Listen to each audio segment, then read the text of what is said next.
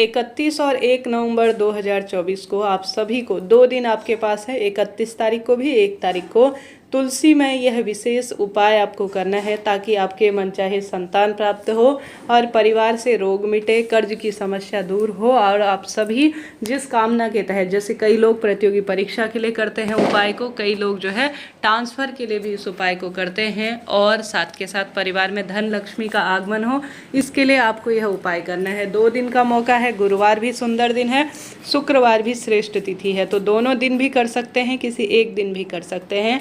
यह उपाय काफ़ी सरल है, कहीं नहीं जाना, अपने घर पर करना है। कहा जाता है इस उपाय को करने से धन संपदा में अचूक वृद्धि होती है और पारिवारिक सुख स्वतः ही मिलने आरंभ हो जाते हैं।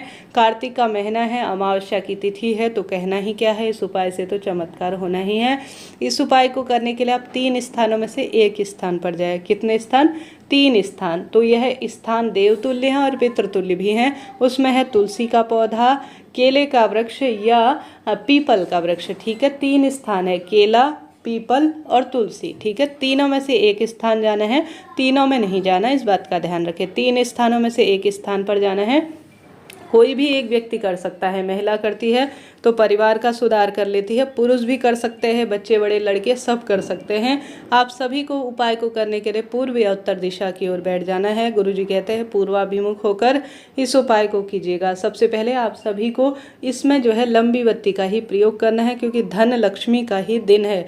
आप सभी को ध्यान रखना है कि आप सभी को इस कार्य को करते हुए ओम महालक्ष्मी नमो नमः और साथ के साथ आप सभी को ओम नमो भगवते वासुदेवाय और श्री शिवाय नमस्तुभ्यम महामंत्र का जाप करना है। पूरे दिन रात में कभी भी कर सकते हैं, कोई चिंता टेंशन की बात नहीं है। सबसे पहले आप 3 स्थानों में से किसी एक स्थान, पीपल, केला या तुलसी, तीनों स्थानों में से कर सकते हैं। तीनों जगह बढ़िया है, नहीं तो एक स्थान पर्याप्त है।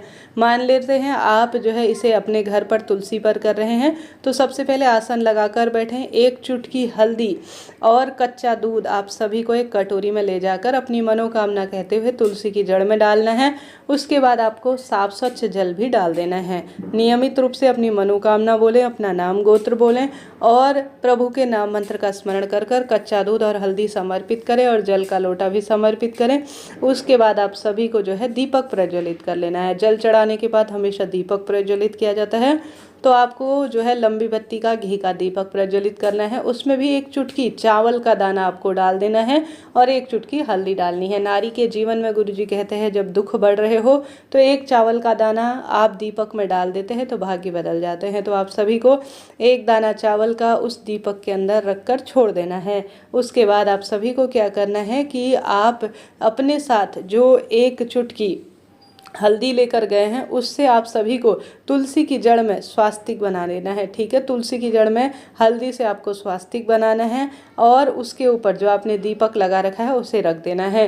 अब आप सभी को कच्चा सूत अर्थात कलावा लेना है। कलावा में हल्दी जो है थोड़ा लगा देनी है। हल्दी माँ लक्ष्मी स्वरूप मानी जाती है और पीपल या तुलसी या बड़ को या जो केला वृक्ष है इनको सींचना बहुत शुभ फल प्राप्ति देता है और पितृ भी प्रसन्न होते हैं। तो आप सभी को जो है उस धागे में हल्दी लगा देनी है और उस धागे में आपको मनोकामना की 7 गांठ लगानी है। कितनी गांठ लगानी है? 7 गांठ आपको उस धागे में, चाहे तो पीला धागा लीजिए, चाहे तो लाल धागा, चाहे तो सफ़ेद धागा, परंतु उसमें हल्दी जरूर लगानी है, इस बात का ध्यान रखें। उसके बाद आप सभी को 7 गांठ जो है उस धागे में लगानी है। धागे में गांठ लगाएंगे तो अपनी मनोकामना भी जरूर बोलिएगा, इस बात का आप ध्यान रखिएगा।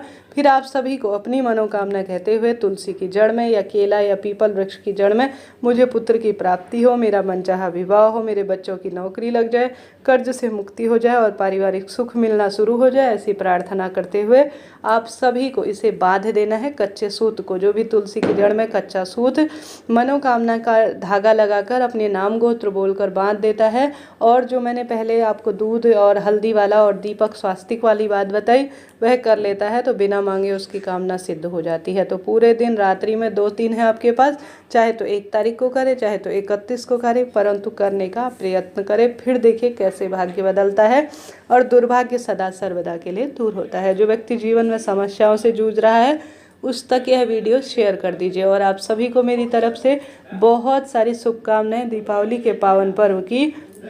आप भी अपनी प्रतिक्रिया कमेंट्स में दीजिएगा। वीडियो को लाइक कर दीजिए, शेयर कर दीजिए। सब्सक्राइब करना आप सभी भूल जाते हैं, आपसे अनुरोध है सब्सक्राइब जरूर से कीजिएगा।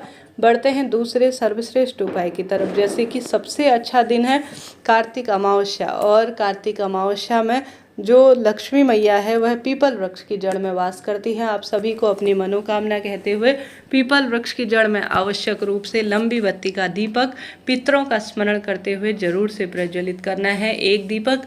दूसरा, आपको माँ लक्ष्मी का आवाहन करते हुए दूसरा दीपक प्रज्वलित कर देना है। कहा जाता है जो भी अमावस्या के दिन पीपल वृक्ष की जड़ में, तुलसी मैया की जड़ में, इन स्थानों पर जो है पितरों के नाम का दीपक लगा देता है, माँ लक्ष्मी का दीपक लगा देता है, उसके भाग्य बदल जाते हैं। आप सभी को इस अमावस्या पर, जो साल की सबसे बड़ी अमावस्या है, लंबी बत्ती के 2 दीपक, एक माता रानी के नाम का लक्ष्मी के, एक पितरों के नाम का। पितरों के नाम का जो दीपक होगा वह दक्षिण दिशा की ओर होगा, माता रानी के नाम का जो दीपक है वह पूर्व दिशा की ओर होगा।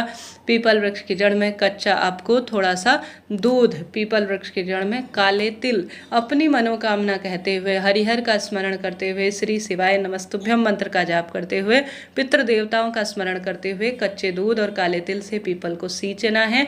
पीपल वृक्ष की भी अगर 7 परिक्रमा आप लगा सकते हैं तो अत्यधिक शुभ से श्रेष्ठ माना जाता है। तो यह कार्य आपको जरूर से करना है।